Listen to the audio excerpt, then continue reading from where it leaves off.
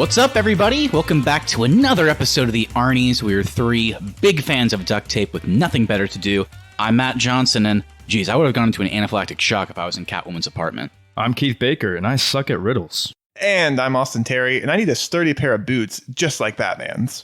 On today's show, we are, of course, discussing the newest iteration of Batman, this time from director Matt Reeves and lead actor Robert Pattinson. But before we get into that, I want to know, what are your guys' villain themes, do you think? Or your just kind of general persona, if you were going to have to masquerade in Gotham City? Every person in this version of Gotham has to be in a rain poncho at all times, so I would just be cutting holes in it so they're always getting soaked. Oh, you devil. That's funny you say that, Austin, because I was going to be following in our great friend Joe Pesci's footsteps from Home Alone, the Wet Bandits, and possibly leave every sink on in Gotham. Keith, if you're going to be a Wet Bandit, what do you think your name, like your group's name would be? Because you can't copy the Wet Bandits. That's trademark. That's true. The Super Soakers. Oh, that's incredible. Good. Incredible. That's good. That'd be Hole Man. Or maybe the human hole. So I can't stick with the water theme on this, but I can luckily stick with just a general liquid theme. So, guys, we see all these Batman movies, including The Batman, and we see all of these just corrupt individuals hanging out in these seedy places and not a care in the world. There's nobody going after them. And you know what? I'm going to go after them as kind of a villain sometimes, but maybe an anti-hero at other times. I'm going to be making my way in. I'm going to be the bartender at these seedy places they're in. And I am going to do quite possibly the most villainous thing I've ever heard of. I'm going to spit in every one of their drinks. Oh! Diabolical. And yes, I am indeed going to be called the Spit Doctor. And even though I'm kind of doing a pretty harmless thing, I will be going to the hospital like every week because Batman just beats the shit out of me. It sounds like something Vigilante would be thrilled about from Peacemaker. He'd be all on board with the Spit Doctor. Oh, for sure. Yeah, he and I actually work together quite frequently. And with that, let's go ahead and get into our main topic of the episode. It's been quite a journey to get to the Batman. Originally, way back in 2013, Ben Affleck signed on to write, direct, and star in an adaptation following his version of the character. After years of supposedly not feeling the story was where he wanted it to be, mixed to negative reactions to previous DCEU films and personal life issues, he ended up stepping down from writing and directing in favor of the helmer of the two recent Planet of the Apes movies, Matt Reeves. After uncertainty around if Affleck would still star, it was revealed that Reeves was choosing to remove the DCEU connections and focus on a younger Batman. In particular, Reeves wanted to create a new version that would include elements of Batman Year One, The Long Halloween, Ego, Earth One, and Zero Year. After years away from the spotlight, focusing on highly successful and sought-out indie fare, Robert Pattinson joined as a reclusive rock star version of Bruce Wayne and a more angry Batman. And thus, the stage has been set for what seems to be a new trilogy, with Batman in his second year of fighting crime until he comes into contact with a new serial killer calling himself the Riddler. So, it's been good revisiting the Batman films in the last few weeks with you guys. That was a lot of fun, really enjoyed that. And for those of you that don't know, last week's episode was actually a big retrospective and review on essentially just the past live-action and animated versions of Batman. But with that, let's not waste any more time. Austin and Keith, give me your non-spoiler thoughts on the Batman. Yeah, I've always been a little skeptical of the Pattinson casting. I wasn't sure if I was going to like his interpretation of Bruce Wayne or this kind of emo Batman. And I got to say, I'm teetering on the fact that he may be my favorite live-action Batman. I absolutely enjoyed this movie from start to finish. It's a really cool interpretation of Gotham as this like atmospherically dirty city. They show you the crime, you see the corruption. Batman is way more involved in being a detective. You actually see that play out on screen. I think the Riddler is a super creepy, just dark interpretation of the character, and I absolutely love that. Everything we got from Catwoman, she's easily my favorite Catwoman we've ever had on screen. I think every little touch and things they did differently from all the other live action interpretations is what I loved about this movie. And I am so excited about the world Matt Reeves is building. And I just cannot wait to see more from this cast and crew. Yeah, I mean, I wasn't like Austin where I was skeptical of Robert Pattinson coming into it. I was more skeptical of his physical persona, I guess. I was worried he wasn't going to be able to beef up and look the part of Batman and able to fill out the suit, because he's just known as this skinny guy from Twilight and Harry Potter. So the physical part I was skeptical about, but the acting part, I think I was excited for him to see him as Bruce Wayne. And I'm with you, Austin. I think he might actually go down as one of the best live action Batmans. I think, or has potential to if they continue this series, which I think they are. And let me jump in here really quickly, Keith, because he may be my favorite live action Batman, but I'm still not sure if I like his Bruce Wayne yet. So I'm excited to talk about that too. Yeah, we'll get into that for sure. And then going into the rest of the movie, I enjoyed it all the way through. I think my only critique and downside to it, which we'll get into later, was the runtime. I think towards the end, it started trailing off for me a little bit. I was ready for things to wrap up, and it kind of slowed down a little bit. But as far as the cast and crew, everybody played good parts. Yeah, I'm with you. I'm just looking forward to seeing the next ones coming up. So yeah, this is an interesting one for me. This was definitely, or I guess I should say, is my most anticipated movie of 2022. I thought it was coming in 2021. I think the first trailer came out in 2020 until it got delayed. So it feels just like such a long time coming. We've known about this project for so long, and it just kind of felt a little bit surreal sitting down in that theater, finally getting to watch it. I really, really enjoyed it. I think initially when I walked out, I was kind of teetering on, is it good or is it great?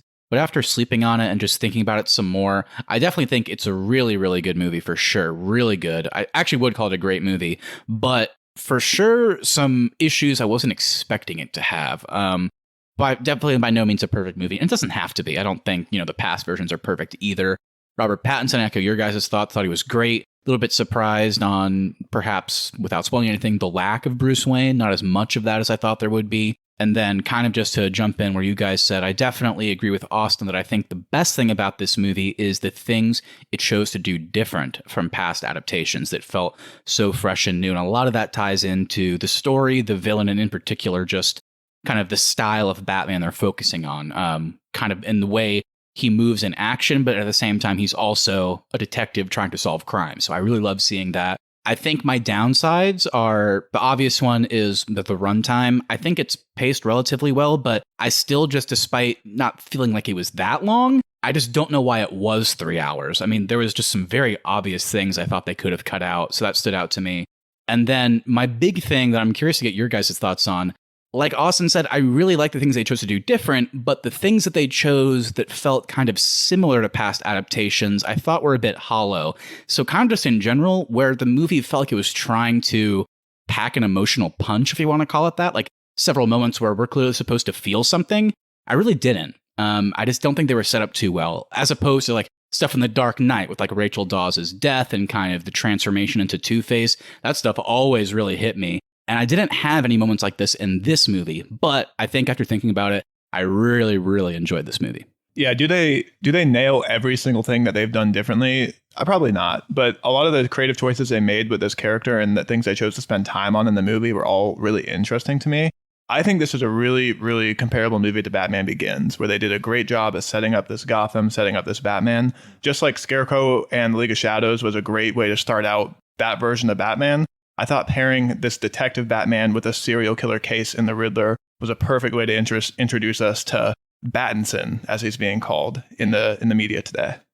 I don't think it's too spoiling to say, like, this is probably one of the best like first 30 minutes of a superhero movie I've ever seen. Mm-hmm. I was just, for sure. I was captivated from the get-go. I love the way they use the side villains in this movie as a way to fill out the world. Like, the villains are the world building blocks of this version of Gotham. And that's an interpretation I don't think we've seen done as well before. And that's something that really stood out to me in this viewing. Yeah, really the only time it's been done, but not in the same way as they introduced Cillian Murphy as the Scarecrow in Batman Begins.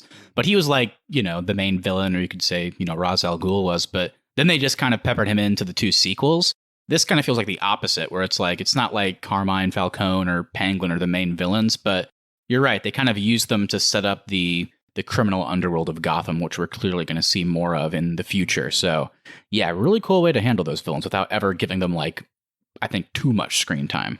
I think we're all chomping at the bit to get in the spoilers here, because it's hard to not spoil this movie. So should we roll that segue music? Yeah, so there you go. If you have not seen The Batman, this is your final warning. It sounds like all three of us would easily recommend it. Definitely really enjoyed it. So go check it out and then come on back for all of our spoiler thoughts. I think this is going to be a pretty interesting conversation.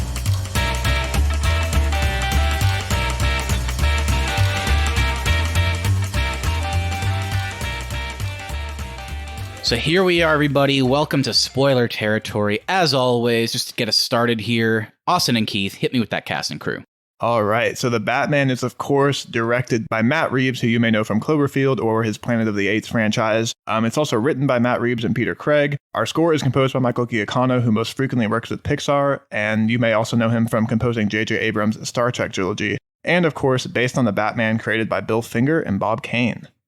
All right, going into our cast, we have Robert Pattinson as Bruce Wayne the Batman, Zoe Kravitz as Selena Kyle, Catwoman, Paul Dano as Edward Nashton, the Riddler, Jeffrey Wright as Jim Gordon, John Turturro as Carmine Falcone, Andy Serkis as Alfred, Peter Sarsgaard as the DA, Gil Coulson, and we got Colin Farrell coming in as Oz Cobblepot, the Penguin, and Barry Keoghan as an uncredited Joker appearance. All right, guys, there's the cast and crew. Any positives, any negatives, what you got? I definitely have to give a shout out to Michael Giacchino's score. This one is on par with the Dark Knight theme from Hans Zimmer for me. It's stuck in my head. It keeps playing over and over. It stands out to me throughout the movie. I think the score really added to the atmosphere they were going for with Gotham, and I absolutely love that. Yeah, I actually think the score, I don't know. For me, this is by far the best Batman score we've ever gotten. I even liked the lesser used pieces. Like, it seems like Batman and Catwoman, I wouldn't call it like a love theme, but they definitely had like a more of like a lighter piece that kind of played while they were together, which was really good. But yeah, that main Batman theme was absolutely incredible. And while I enjoy the Hans Zimmer, pieces from The Dark Knight and just that trilogy in general, I think this movie utilized what it had better. It wasn't always just the same notes over and over again like Hans Zimmer did. This was like, while it was the same theme, there was it didn't always sound exactly the same. Like, one standout moment for me was like, right when he's in the Batmobile for the first time, and it just plays it really quick. Yeah, but then it cuts it off whenever his thrusters go on. Oh, yeah. And it was, it was awesome. As for performance, I'll shout out Jeffrey Wright as Mr. Jim Gordon. I think this is the most screen time Gordon's ever gotten in a Batman movie, and probably everything we got from him I thoroughly enjoyed. I like that we actually see him doing police work, which we weirdly haven't gotten from the Jim Gordon character in the past. I like his relationship with Batman, and I like how they establish like his police force is so corrupt that the only person he trusts is Batman, and so they really rely on each other. And I like that they have their established like history and relationship already done for this film. I guess I'll just shout out Robert Pattinson as Bruce Wayne. I mean, I think he definitely brought that more dark, gothic feel to it. And I'm with you, though, Austin, what you said earlier. I wish we could have gotten more Bruce Wayne. We really didn't get that much of him as far as his conversations with Alfred that we get in all the other Batman movies. But as far as the Batman, though, I mean, like I said, the first 30 minutes of this movie, he was scared the shit out of me when I was watching this. Like, he was scary when he first came out. And as far as the action goes, which we'll get into later, I mean, just watching him beat the shit out of people was definitely believable. And then his voice, I think he nailed brought his own flair to it, and I like it. Yeah, his voice was like, to me, the better version of like almost the combination between whisper and gruffness that Christian Bale had in Batman Begins. Pattinson was able to keep up that voice the entire time, and he used it constantly, and I thought it always sounded really good. I really like how calm and collected his Batman is when he's not fighting. Like, his fighting feels it's just like he's letting loose in a sense. But then whenever he's interacting with other characters, he's very calm and does not really get flustered easily, which I really appreciated. Man, this is tough. Everybody's great. Zoe Kravitz, obviously. Paul Dano. I know he's not in the movie a whole lot, but I just thought it was such a great interpretation, and he was so good in it. I got to call out Colin Farrell as Penguin. This is the kind of Penguin I want to see. I have fun with stuff like Danny DeVito and Batman Returns. I get what they were going for there, but I like seeing Penguin as kind of a man with a plan that can't always, I don't know, he doesn't always have the respect that he feels like he should. That's what I liked about this version. Yeah, he's always scheming. And then I also want to call out, I should have wrote him down here, but Greg Fraser was the cinematographer. It looks like he has worked with Matt Reeves before. He worked on Dune. Yeah, you can did definitely Dune, see that in this. Zero Dark 30 and Rogue One. And I thought the cinematography wasn't always perfect. There was some goofy scenes, like during the flight suit sequence, whenever Batman jumps off and it's like he's like flying through the air, but like there's a close up of his face. That was kind of goofy. But overall, just the way the city looks, the lighting, and just the shots they chose, I thought 95% of the time were some of the best we've ever gotten. All right, guys, good stuff. So now it is time. Let's get into our roundtable discussion. We each brought two larger points to the table, stuff that maybe positively or just negatively stood out to us that we wanted to get into more detail on. So guys, who wants to start us off this time? Yeah, let's get into kind of our introduction to this Gotham and this already established Batman. The film starts on Halloween night, which I thought was a great choice to just introduce us to just how different Gotham is from any other city you kind of see in a movie. It's a very rainy city, which they set up, which kind of also adds to that atmospheric kind of grunginess that we're always told about Gotham. Like I said earlier, that beginning scene with the, I don't know what you call them, the kids with the painted faces, kind of Joker looking like kids that were messing with the guy from the train. And then he steps in and with his combat boots and comes in. What did you guys think about that? I like that they kept teasing, like they show you all these dark alleyways and Batman's not there. It's like, when is he going to get involved? And like, he doesn't come on screen for probably maybe at the 15-minute mark in the movie. Like they spend a lot of time just showing you parts of Gotham and what's going on. And that's what I really liked with that opening. Yeah, I think this might be the greatest comic book movie opening we've ever gotten. I thought this was pretty pitch perfect. And I like that they kind of almost took like a Rorschach's journal element from Watchmen, who he's always writing about his exploits in a journal and he's narrating it too. So we have Bruce Wayne kind of, because there is no origin here, but it's almost like the introduction he's giving kind of just reminds you, okay, this is Batman, here's what he's up to. It's his second year of crime fighting. And just watching him not dress as Batman, dress as Bruce Wayne, just kind of prowling the street, seeing what's going on. Nobody really pays attention to him. And yeah, like you guys said, at one point he mentioned in his narration that there's only one of him, so he can't be everywhere at once. The bat symbol in this world is, I think the line is, it's not just a call for him to come and help, but it's also a warning. And watching this guy rob a convenience store in a goofy mask, run outside, he looks up and sees the bat symbol, and even though you can't see his eyes, it's like the most terrified he's ever been. And like you said, he turns around and looks at the shadows, and he thinks, he's afraid that Batman is in there.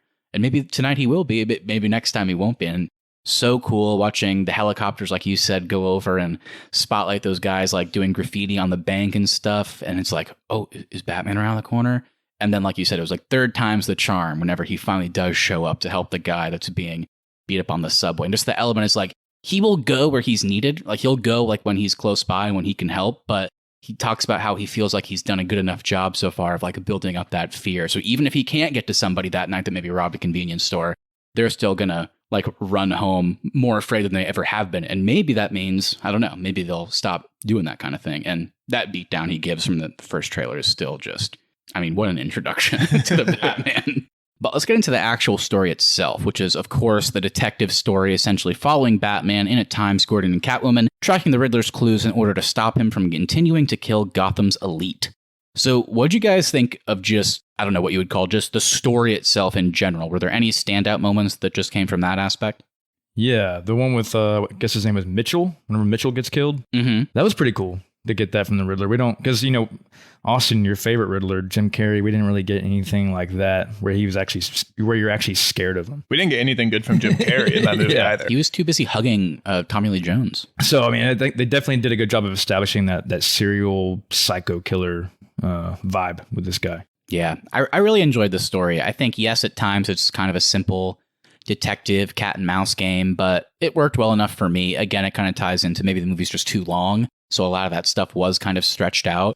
And there were some goofy moments with like how they solved the riddles, which reminded me of like the worst parts of Batman Forever, which is like, this isn't, wait, what? How are they solving this? They're just like, they're basically, they get to a point where they just go, oh, I solved it. And you, the audience, are like, oh, how? So there are weird elements to that. And there, of course, are also elements where you, the audience, are somehow ahead of Batman and Gordon at times. Like, guys, come on, what are you doing? A rat with wings. Oh, it's a pigeon. Well, no, Bruce, it might be a Batman. It might be a bat, Bruce. Yeah, we were laughing last night because there's literally two different times in the movie. There's a part where Bruce is like, yeah, a rat with wings. And one of the riddles, it's obviously a stool pigeon. And we, the audience, like, what the fuck is that? And then, and then like 30 minutes later, Gordon's like, wait, penguins have wings. And then Batman's reaction is literally, oh shit, I didn't think of that.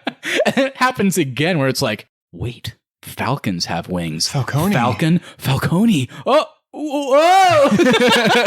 So there are goofy moments like that, but this movie has some amazingly high highs. I don't know, maybe I'm crazy, but maybe my favorite scene in the movie was the aftermath of the funeral scene.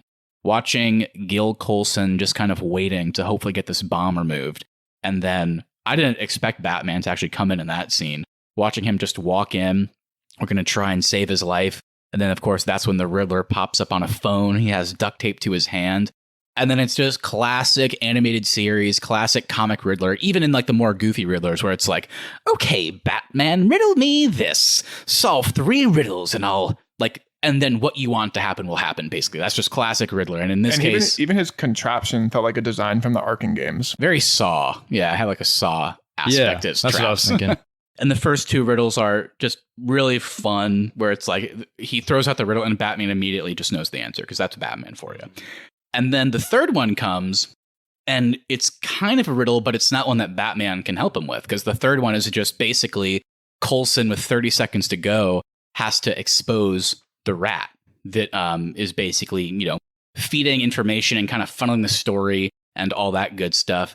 And just the element of that where Batman is pushing him, like, who's the rat? Like, we'll protect you. And he's like, I can't do it because I'm going to die either way. I'm going to die right now if I don't say it. If I do say who the rat is, then they're going to kill me and my family. So in 30 seconds, he just accepts dying, and it culminates with just him exploding and Batman flying back. And I was like, that was such a good scene, I thought. I really like, as a result of the Riddler's plan, because the Riddler's plan is, I want to expose all this corruption in Gotham. And because crime families and the police department are so intrinsically tied in this universe, the story then forces Batman to kind of go through this odyssey through all these organizations. And you go through the Iceberg Lounge, and you go to the Falcone, you go to the Mob, you go to Penguin.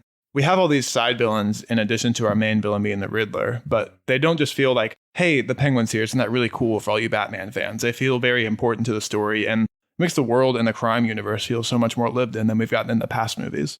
How do you guys feel about the way Batman and Gordon interact in this movie? They're more partners than what we've seen from live action. Like, he's kind of Batman's right-hand man in this movie.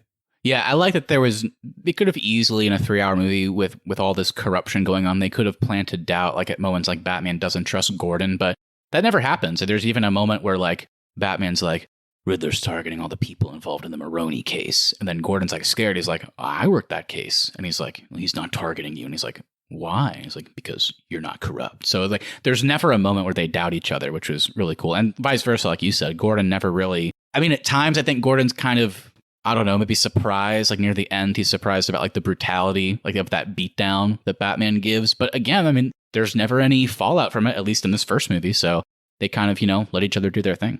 Obviously, the other partner that we mentioned at the beginning here is Catwoman, who, I didn't know what to expect. Obviously, they've done Catwoman before where she's just a straight up villain. They've done it where she's just straight up, you know, partners with Batman. And then they've also, I don't know, maybe more of the most recurring version is like, you know, maybe it seems like Catwoman's working with Batman, but then maybe she betrays him or like she does something for her own gain. And then it's like, damn it, she got away again. So I gotta say, yeah, maybe it wasn't as interesting, but I liked that Catwoman and Batman, for the most part, with a few exceptions, were on the same page, and they never really betrayed each other. They were trying to actually help each other, and I like that there wasn't like an ending bullshit moment where it's like, I gotcha, like, oh, here's a twist, like I betrayed you or something. So I really like them together. I thought they had good chemistry, just like when they were talking, and I liked the hints at the romance. It worked well enough for me. I also liked that Catwoman and Batman have different priorities in this movie, and they don't ever kind of get to a point where their priorities align. Like, Catwoman is very clear that she's, one, looking out for kind of the marginalized groups of Gotham and herself and her, like, inner circle. That's the only reason she's involved is she wants to find her friend Anika. I like that with her priorities, she was using that to push Batman to look further than just, like, the big crime heads. She's, like, telling him, you got to look at the other parts of the city, too. And yeah. I think his conversation with Catwoman influenced at the end when he realizes I need to inspire hope, not just fear. Take care of the smaller man, too. I like that. Yeah, how often do we see that? Because I'm sure we've read it or seen it somewhere else, but not as explicitly or I thought well told. But yeah, I don't know how often we see like characters confront Batman. I don't know, because obviously people don't know his identity, but he is Bruce Wayne. He's, whether he wants to be, he is elite. He grew up in incredible wealth. Now he's a billionaire. But in this movie specifically, what I liked was there are some things, he can be the world's greatest detective that he just does not know or doesn't understand. And Catwoman, even though she doesn't know he's Bruce Wayne, is like, you clearly grew up rich, because the way you're talking and the way that you want to go after these people and the certain people that you think are involved, like, you just can't really comprehend the way I see things. And then even like you mentioned, Austin, there's a smaller moment of that, which is Batman kind of always looked at Riddler's quote unquote weapon as just a killing weapon. Like he just thought that was the tool he used to kill. But then Martinez is like, oh no, that's actually this thing. It's just a carpenter's tool. And if Martinez wasn't there, he wouldn't have been able to actually kind of uplifted the floor in a certain spot and found Riddler's plan. So I like that this movie kind of, challenge him a little bit. He can be the smartest guy in the room, but because of his upbringing, there are going to be things that he's going to miss. So we've touched on how Batman has a lot more screen time in this movie than Bruce Wayne does. And they really don't play with the typical conflict of, is Batman the mask or is Bruce Wayne the mask? We don't really have that like inner struggle for Batman in this movie. He feels very in line with the fact that he just wants to be Batman. He wants nothing to do with the Bruce Wayne stuff. How'd that feel for you? Because it's a bit different than what we've seen in the past. We don't get like the playboy Bruce Wayne with this guy. He's dark. He's kind of depressed. Very reclusive, just seems overall disturbed. Are you guys hoping that he continues that kind of personality, or are you hoping that we do get some more? I don't want to say like party animal Bruce Wayne, but at least like an alter Bruce Wayne, where it does seem like, oh, how could this guy be a night vigilante? Well, I am wanting to see more of, because in the beginning of the movie, Alfred states like, pretty soon you're going to have nothing. So and they never really go back to that. So I want to know kind of what the states of his finances are and that sort of stuff. Yeah, that's a good question. I foresee the path being that of Batman Returns. I think we're going to be looking at a similar, because I don't think they can flip a switch. I don't think this guy can automatically go like trim his hair, like look prim and proper, and all of a sudden be like the Playboy bachelor that Christian Bale was or something like that.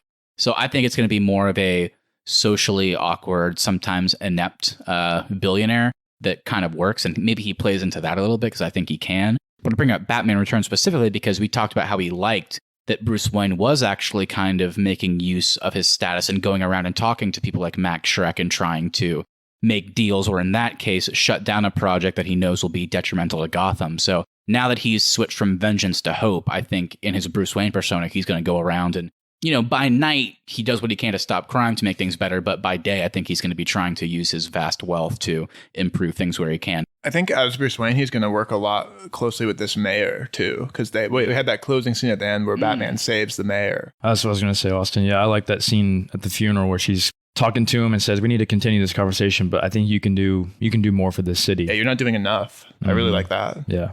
So let's also get into some of our action and a lot of the gadgets that Batman uses. He has a lot more I don't know if he has techie gadgets in this one, but it's more of gadgets that are perfect for this version of Gotham, I felt like. Yeah, I mean, I just first of all thought the action in general was really great. We already talked about the initial beatdown in the opening, which we saw all over the trailers where, yeah, I don't know. He's not doing the whole Bale shoulder fighting. He's not doing kind of the goofy looking Keaton and that era of Batman fighting. He actually seems like he can move much better in this costume. I don't know. He's just doing different things than we've seen. It's cool to see him in live action. It's nothing groundbreaking, but just watching him disarm a guy, grab a bat, hit him with the bat, turns around. There's a guy about to shoot him, and he just all of a sudden flings the bat at the guy's head or just body to avoid getting the shot off or something like that.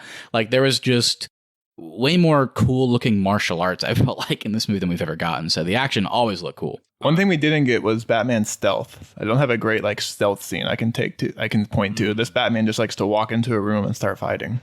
I would say the first scene, I guess, but I wouldn't really call it stealth. I would just call it more of a hidden intro, and he just kind of walks out of the dark. I also don't think that this Batman has unintentionally murdered anybody like our past Batman. I think a lot of people will survive their injuries in this movie. Yeah, I have to say, I don't think there's any kills we can call out quite yet.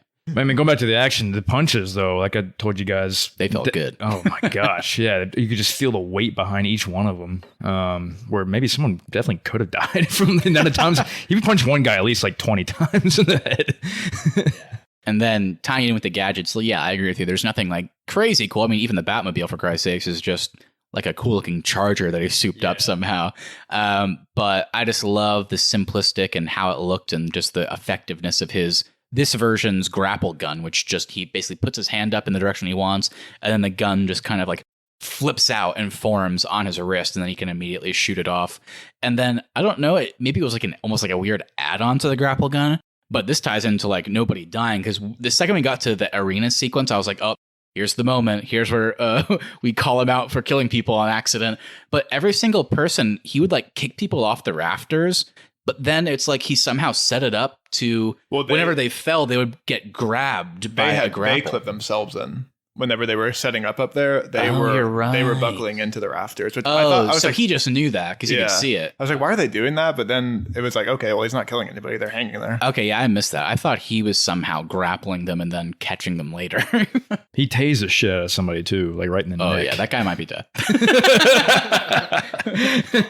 But I like that Batman kind of takes things personally in the beginning of this movie. Like that, the guy that he did that to is the guy that shot him point blank. So he just like is like, okay, this is the guy that I'm going to use my tase charge on.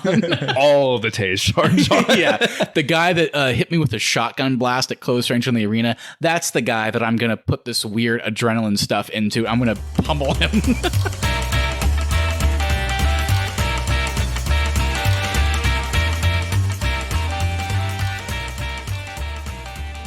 Going into the truth about the Waynes and the other guys involved, like Falcone, Maroni, I at times got a little bit lost in that. And I don't know if it's because of the runtime or there was just some lines that I missed where I just straight up missed something. But it got a little bit confusing for me at sometimes, and boring is kind of a strong word to use, but I just kind of got tired of it. I think for general audiences, having Falcone and Maroni in the same movie and talking about them both all the time, I think that's going to get confusing. Because even me, I was like, oh wait, we're talking about Falcone now, not Maroni. It was kind of hard to keep the families separate. Yeah, I would say this movie was never boring to me, but incredibly slow. And I think some of these scenes that we're talking about here were a lot of where that came from. Like, I love John Turturro as, this version of Falcone. But just like, there's a lot of standing and talking scenes. Like Bruce Wayne comes to talk to him and it's just kind of like maybe a 5-minute scene where Carmine just explains everything. And you have to believe it or not. Bruce kind of has to be like, should I believe that or not? And then like he goes to Alfred later and then he tells him something different. So it's like, I guess he was lying. I'll go back to him now. So there were some scenes that got too dragged out. Yeah. And then of course that kind of also ties into, I think it was Long Halloween where they kind of teased that it could be the case, but then went back on it. But the whole like Catwoman being the daughter, I thought it was going to be dumb at first. I actually ended up kind of liking it. I thought it was good for her character. But yeah, this stuff got way more screen time than I thought. Whenever they first announced John Turturro, I was like, okay, he'll probably just be like a quick little fun appearance. But wow, yeah, he was almost the main villain in some ways. If you think about his relationship with the Riddler, he was at some points like he was kind of above him in a strange way. I like that because I like how connected all the villains are in this movie. They all work for each other in some fashions. I thought that part was really cool. The one thing I didn't really like is they connect everything back to the Waynes in this movie. Even the fact that Falcone may have ordered the hit that killed Thomas Wayne. I don't know if I necessarily like that. I always like the idea of the hit being random because it's just like Gotham claimed Thomas Wayne because Gotham is so dirty and then Gotham creates Batman. I don't know if I necessarily like that every little part of this movie ties back to the Waynes. Yeah, I think I'm with you there too. It kind of felt too personalized with Bruce, and where, past Batmans, it's always the opposite. I mean, he's selfless. He's out to help everybody else. It's like when the movie first starts, he went from being this feared vigilante to being this guy that's now motivated by personal family matters more so than saving your average man, I guess. But then at the end, he redeems himself by saving all the people in the flood. Yeah, so that's what I like about it. I agree that I don't need all of these reasons or like explanations as to who killed the Waynes. Like, it can be random. That's fine. I complained about this when we talked about 89's Batman because the reveal at the end I thought is terrible. Jack Napier, the Joker, killed my family when I was younger and I didn't know it. It's like, what did that do? What did that inform or like change? This one I think is way better because at the very least we get to see an arc of Batman find out that his parents weren't perfect. They got themselves in a bad situation, paid the price for something they didn't deserve to die for because of Falcone in this case. But at this point, he's already changing. So it's like, sure, well, it is a kind of goofy at times that it's like it just implied that Carmine was the one that made it happen, got the kill out there. When we see him by the end where he's accepted, my parents weren't perfect. They died and they were the reason I became Batman. I was going to use vengeance as a tool to rid this city of crime and save Gotham. It's almost like because he finds out that, they had flaws and they were human like everybody else, he can now still be Batman, but change his ideals for the better. So at least the movie kind of used like the Carmine killing them for a good reason, as opposed to just like, oh, Jack Napier killed my parents. And it's just like a random twist that they never really do anything with. So I liked where this movie ended because of the twist that Falcone was involved with that. Yeah, I was a little worried coming into this one because I knew they were doing Batman Earth One, and that's the one that kind of sets up that the Waynes may not have been perfect. That in addition to Court of Owls. I've said this before. I always like the idea of the Waynes being this pristine people that give something Bruce to strive for. But they do a little twist on this one where it's Thomas Wayne loves Martha Wayne so much that her name was getting dragged through the mud and he wanted to protect her. And I really, really like that aspect of it. I'm glad they kind of established that a bit more. And I really like that Alfred is like, your dad didn't give a shit about Mayor. He cared about Martha. And that's who he was trying to protect. That really worked for me in the movie. Yeah, and while that scene wasn't hitting me, the Alfred scene, because he was, dying, like that part, it didn't really matter. That like the dialogue in that scene I thought was great, where he's like basically Bruce is just feeding Alfred everything that Carmine just told him, but then he's throwing it back at him the exact same thing, but giving it actual context. It's like, yes, that is true. Thomas did go to Carmine and ask him to intimidate that reporter so he would stop saying all these bad things about Martha. But he never knew he would kill him. He didn't want him to kill him. And then actually, whenever he found out that he was killed, he was going to go to the cops to get Carmine arrested or in trouble.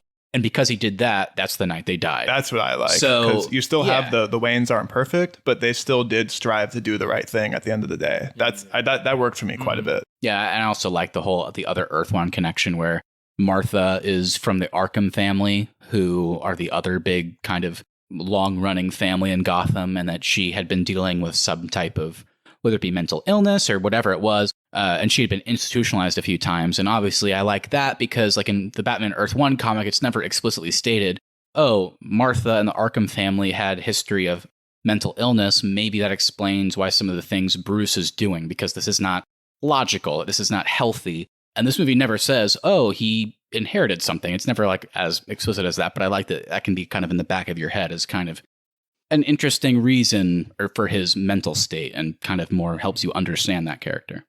All right, well, let's jump back into the Riddler real quick. It did take a little bit for them to reveal Paul Dano's face as the Riddler, and then it took a while for Batman himself to even meet the Riddler in person.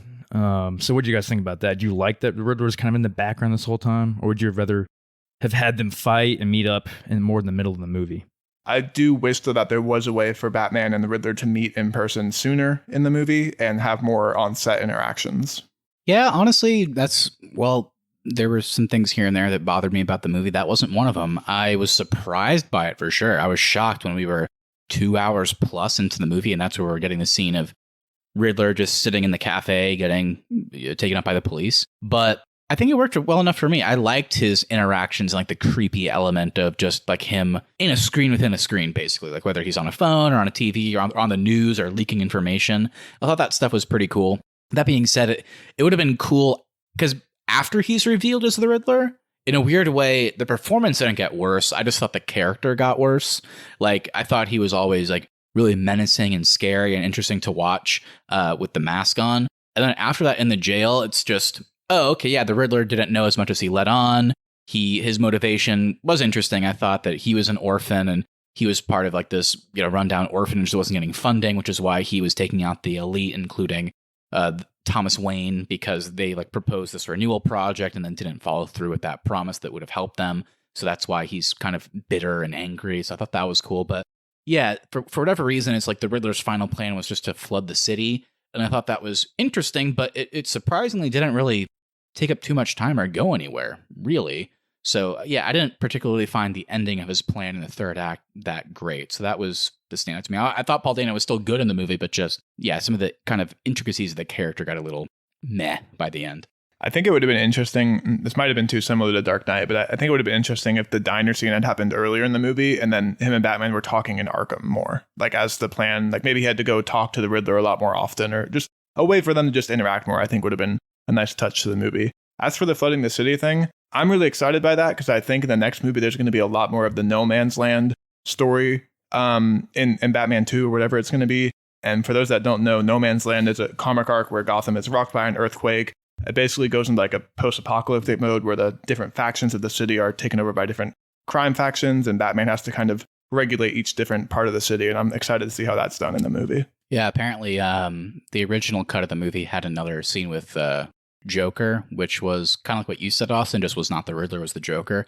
They cut a scene where Batman goes to Arkham and he ends up He's not going there with the purpose, I don't think, but he ends up talking to the Joker because he's trying to profile the Riddler. So he's trying to talk to people that he think might be able to help him understand somebody like the Riddler and like their motivations and all that. But they cut that. So, but yeah, it could have been cool if it had happened earlier and then he could have talked to the Riddler and then oops, by the end, the Riddler like behind bars has still this like crazy big plan going on. So yeah, I don't know. Now that I'm kind of talking about it, do you guys overall like the Riddler as a villain? Or, because we had a lot of praise for Penguin and Falcone, like, do you guys think that maybe those characters overshadowed him a bit, just in terms of like stuff you liked or found interesting?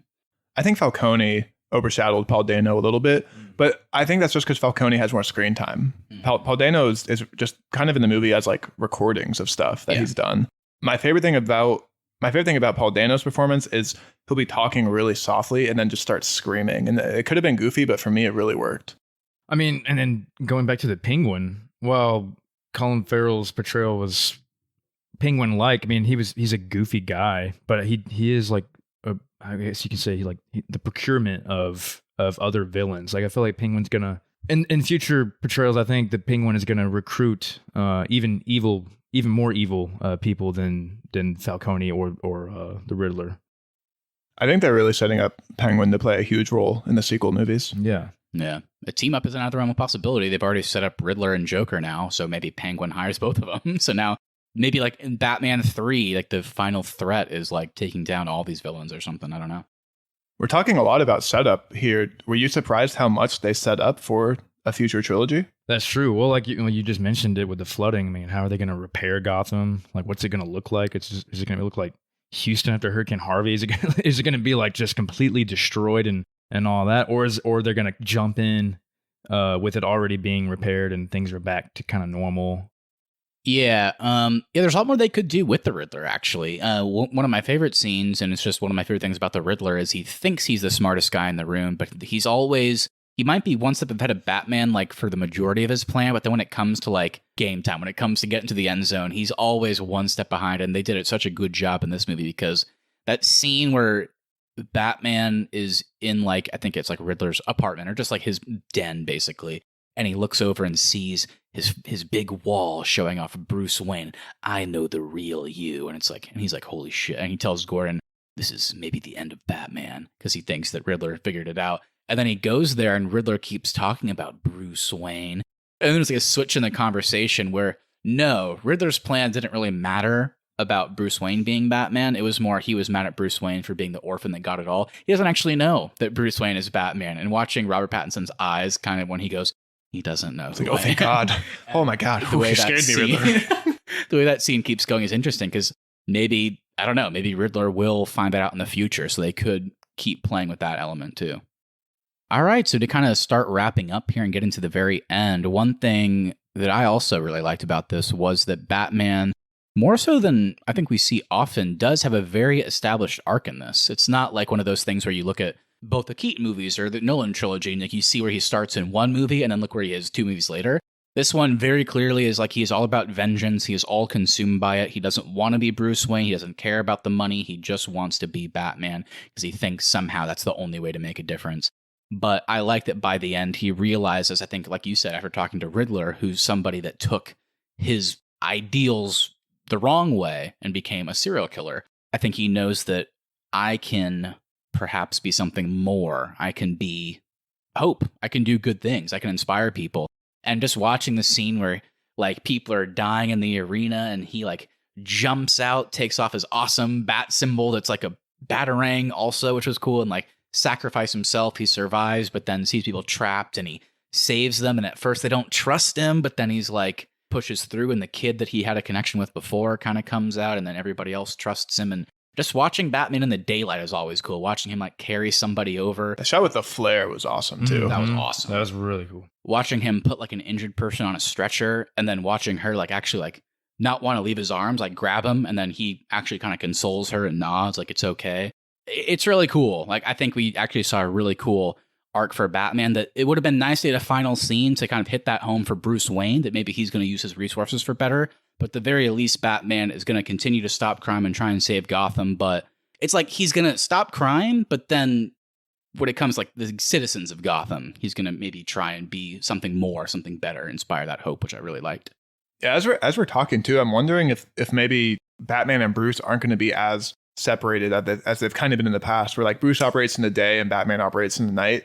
This one might be a bit more connected because we see Batman use Bruce as a way to get into places, or like he'll come in like disheveled into the Iceberg Lounge, and then awesome. He'll cut the lights, and then he'll turn into Batman. So maybe these two things are going to be a bit more connected, and maybe an arc for Batman is an arc for Bruce Wayne, where Batman realizes I need to inspire hope.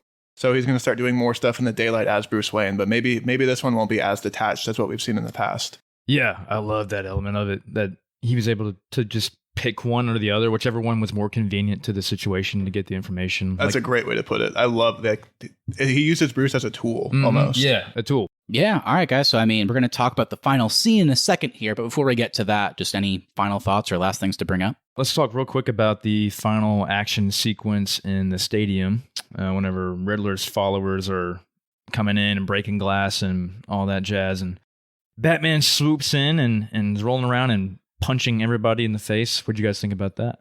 So for me, the action was sweet. Watching him drop through the rafters with his bat bombs was awesome. That's a great shot. The way they're all on carabiners and just like dangling from the roof, I thought was really cool. But just the overall of like why Riddler's followers are here, that was just confusing for me. But the action was sweet. Yeah, I guess, was it the thing of like, they were like, Bella Real is trying to do what like Thomas Wayne tried to do in the past, but maybe at this point Riddler is so far gone that he doesn't believe it. He just thinks it's all lies. Whenever they talk about trying to make Gotham better, or like, save the orphans or whatever it may be, I guess he just doesn't believe it anymore, and he's somehow convinced his followers that they shouldn't believe it either, so just, I guess, take her out now, because what's the point? Maybe that was kind of it. Regardless of what it was, I did actually really like the whole... It was actually kind of funny, a little bit, a moment of levity, whenever Riddler is like this social media influencer, like, hey guys, what's up? Great calling those detonators, by the way. And it was just cool that his followers wore the exact same thing. So it's kind of like, it's like a cult of Riddler. It's like, even though he was in prison at the time, it's like, ooh, which one's the real one? And then, like you said, the action was awesome. Watching him grapple gun two guys and then just immediately backflip off the rafter and then do like a full 360 swing around the whole thing to pull them down was awesome. And then that's whenever he like lets go, completely rolls, and is like kicking people down. And like, yeah, I mean, that it was awesome. It was really good. Having Catwoman involved in that scene was sweet too. I like that we got to see them actually fight together. Yeah, I love that Catwoman kind of dropped in to actually save him for once. That was really cool and really fun. And I loved her journey throughout this movie. And I liked how, Batman reassured her when she was going to kill her dad. She was like, you've already paid enough. Don't pay for this too, basically. Which I thought interestingly tied into their final scene together after, the stadium, where they kind of meet up and she's clearly leaving Gotham because despite her plight and wanting to save people, she feels like after seeing what the Riddler's done and like some of these people in power like Penguin and whoever have done, that while she loves these people and wants to help, that Gotham at this point is beyond saving. And kind of their just fundamental, I guess, difference in that belief, where he still feels like it's possible, which ties into his whole like trying to believe more in hope now. So what do you guys think of kind of the culmination of their partnership and at sometimes romance? And yeah, and then they kind of just part ways. I liked it. I mean, I think we mentioned earlier, she's not quite like the other Catwomans where they have a little bit more of a villainous, selfish side to them. I think she had good intentions for everything that she was doing, even though while she was doing them, she was kind of reckless at times. And I liked that she had an understanding of Batman, and I liked their romance. That was cool. But then splitting ways, that was also, I love when the two motorcycles are going down and they just split off. I thought that was awesome. Yeah, it works for me too. I think it really fit this Catwoman character. She did what she could to help Batman, but at the same time, she needs to get out of Gotham for herself. So I thought that was really cool. And I like that she asks Batman to come with her. And I like that there was like a moment where she kind of, to the classic joke where it's like, what, you're going to ask me to stay? And on his face, he clearly wants to say yes, and she knows that. And you kind of get, maybe she would have said yes, but he's not going to ask. So clearly, we're going to see them have to come together at some point in the future. I'm excited about it. And I like they left on a sweet note where he tells her to kind of, take care of herself. And yeah, I don't know. It worked for me. I also really liked where we left Batman when the credits rolled, because everything didn't get wrapped up in a pretty neat little bow. We left him and he still has to go back into the city. It's still flooded. There's still destruction. He knows that people are going to be seeing an opportunity to gain power. So he has a lot of work left to do, and it's not done. I like that we kind of just like left him. We just left him in Gotham, and he still has so much to do to finish his mission of cleaning the city up.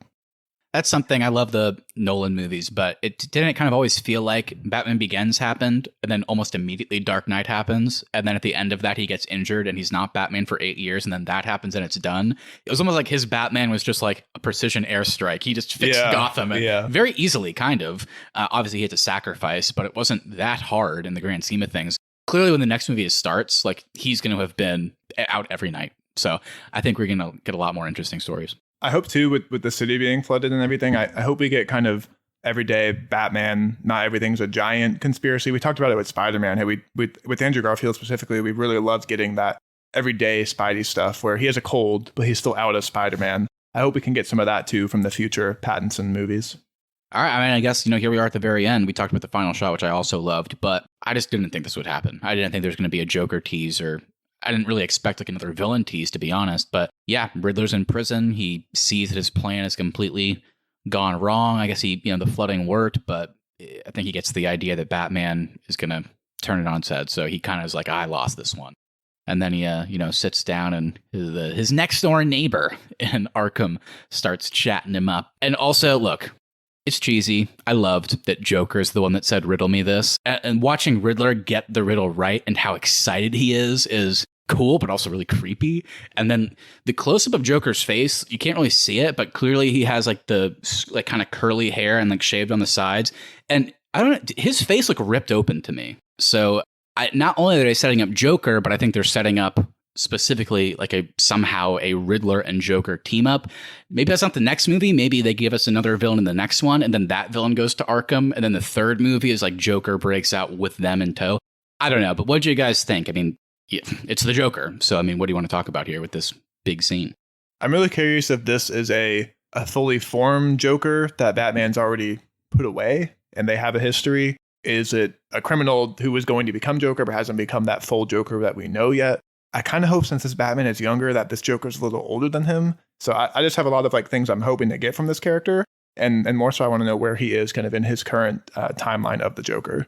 It feels like this guy, since we didn't quite see the Joker makeup on him, that this might be just a crazy dude they locked up, but that has some crazy schemes in mind. Yeah. So he's going to probably become Joker as he goes on. Yeah, because I couldn't tell if he had like white skin or green hair, but I definitely could tell that there was something up with his mouth. Like it looked really high up on his head, almost like it was completely like just ripped open at the seam somehow.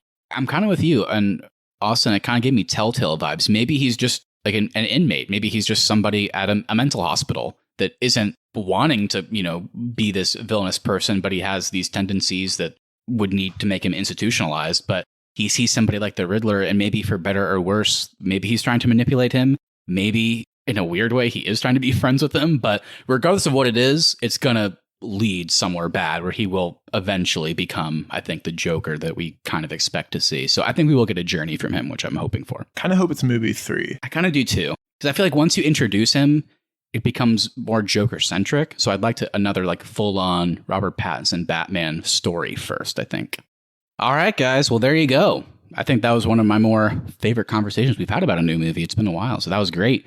Super fun. And we're in person. Yeah, we didn't even mention that. Yeah. This is our first podcast that we're recording in person. We started this way back in, May or June of 2020, and this is the first time that flew out to Arkansas. We're all together, and yeah, this is super fun. We're on site for the Batman. Wow. Keith almost got his mic taken away in TSA. He said, hey, I'm a famous podcaster, and they gave it back to him. They were like, holy shit, sorry. Oh my God, I can't wait to hear your thoughts on the Batman. Yeah, so fun stuff. But before we kind of fully close out, I don't want to do like our full classic ranking list. I don't think there's much of a point to that. I just want to know the Batman kind of in relation to the other stuff that we talked about last week. Where do you think this movie specifically would rank for you? For me, I'm going to put it ahead of all the 90s movies. Dark Knight's still going to be high up there for me, but then I think this is going to be a second. It's going to be a second one for me. It's going to be equal for me with Batman Begins, I think. In terms of actors, I think as a fully formed Batman Bruce Wayne, Christian Bale is still my favorite. As just a solely Batman character, I think Pattinson's my number one right now. Yeah, I mean, I definitely can't decide right now if Pattinson's better than Bale or the same as Bale. But as far as movies goes, I'm kind of with you, Austin. I think Dark Knight will still be my number one. And then I think Batman Begins and the Batman, are kind of equal in my mind right now. Yeah, mine's not going to be too different. I would put Dark Knight number 1, Batman Begins number 2, and this number 3 as of right now. Obviously, need to see it again. I think a movie like this will reward repeat viewing, so I could see it jumping in the future, but where things stand right now, I think Batman Begins is just a shorter, more to the point movie, and it had some great themes in there. I think this one had too, so I would go with that. But yeah, I mean, when it comes to performers, I think I'm with Austin. I think when it comes to just looking at the Batman side of things, this is the best for me. I thought Pattinson was great, but because there wasn't much of the balance between Bruce Wayne and Batman, although that was the purpose of the story, I can give it points for that. But I still think I prefer, as of right now, Bale's Bruce Wayne. But I really think with what they're setting up, I think there's potential in the sequel for this to be the best interpretation that we've seen to date. This might be the most excited for a sequel I've ever been. I can't wait to see what they do with the already an established world and everything. Mhm. And just to mention Batfleck, he'll always be what could have been for me. I'm so curious what we could have gotten from that solo movie. That's a good way to put it. Yeah. All right. Well, let's officially start closing out the show, which means it is time for the Arnie Podcast Awards. Yes, the Oscars are coming. I get it. But we don't care. And why should you? Because the Arnie Podcast Award is still, in my opinion, and I'm not biased, the most prestigious award anybody can earn. So, my friends, let's talk about it. What do you want to specifically call out and give an award to for the Batman? I'm glad we're here because I am seething over here at the end of this table. Ooh. Matt mentioned that the Riddler had an influencer arc in this show. And I am pissed because my award is the best influencer to the Riddler. I'm so mad Matt brought it up before me. The Riddler is the best influencer. I want this guy to be selling me like green juice on Instagram. Hey guys, it's me, Riddy. I'm pumped. I want him to be the biggest influencer on the planet. He's on TikTok. Yeah, of course he is. In Arkham, you still get TikTok access, actually. All the teenagers like, you guys watched the Riddler on TikTok yet? He murdered someone last night. I know, it was so cool. Yeah. I'm bringing back a familiar award, probably for the third or fourth time, and that is the Tobey Maguire Back Pain Award. And that goes... Oh, was it really? And that goes to Mr. Bruce Wayne, Robert Pattinson, whenever he is flying with his wingsuit and then pulls his parachute. The parachute gets caught in the bridge and he hits, I don't know how many cars on his way down. That flying scene was terrible. That looked awful. Yeah, I didn't that was like really that at all. weird. I was so pumped for it though. I just don't get what he was planning. Like he literally we see through his POV, look at this bus. It's like, oh, he's going to land on the bus. But the bus is going under a bridge and then he aims for the gap and then pulls the chute. And whenever he did that, I was like, you're going to get hit. And then he immediately why did just he wait gets so wrecked. Why did he wait so long to pull the chute? I don't know. I was like, this man is dead. His quest for vengeance is over. All right, guys, I have one that I'm pretty passionate about. Look, Batman and these types of movies, they're all about fighting crime and fighting injustice. But while we saw the Riddler be a serial killer, we saw Carmine Falcone be a lead mob boss and also a secret murderer. We saw the Penguin in a car chase, overturn a bunch of 18-wheelers. I don't know how many people died in that fire. There's one person that I think out of all of these people actually committed the worst crime. It's Alfred Pennyworth for opening somebody else's mail. And my opinion is illegal. My opinion is he should have died for that. Batman may have to arrest him. He broke the law. He goes to the hospital and starts beating the shit out of him. What have you done? Yeah, I thought that scene was so funny. Just Alfred's face ooh, a letter to Bruce Wayne. I'll just open it. I also have to give a little bonus award here. And it's my favorite nickname. And unfortunately, I've been spending time this morning in Snyderverse Twitter. And they're calling Matt Reeves Monkey Man. He's directed a couple movies with monkeys in it, so I guess he's Monkey Man now. So I guess Zack Snyder, what would he be? Just oiled up ab man? All right, well, with that, you guys, thank you everybody so much for listening. If you enjoyed this episode, make sure you hit that follow button so you never miss our upcoming content. Also, if you wouldn't mind sharing us with a friend, we really would appreciate that to continue to grow the show. Please leave us reviews as well. Even if you don't want to write anything, leaving us a 5-star review over on Apple Podcasts, Spotify, or wherever you get your podcasts really does help us out. At the Arnies is our social, and the Arnies.media is the website. We'll be back next Tuesday for another episode.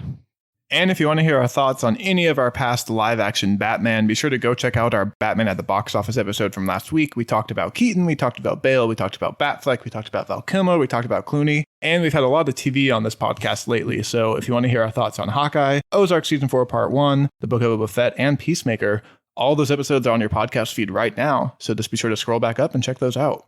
Please send us a message on Instagram at the Arnies or email us at thearniesmedia@gmail.com. What did you think of the Batman? Who is the best Batman? Are you excited for more Robert Pattinson's Batman? Anything you say we'll read on the show and react to it live on our latest episode. That's a lot of Batmans right there. That is a lot of Batmans, Keith, but I, for one, am very happy about it. So with that, everybody, hope you enjoyed the Batman as well. If you didn't, though, let us know why, and we'll see you next time. Pattinson, he's here.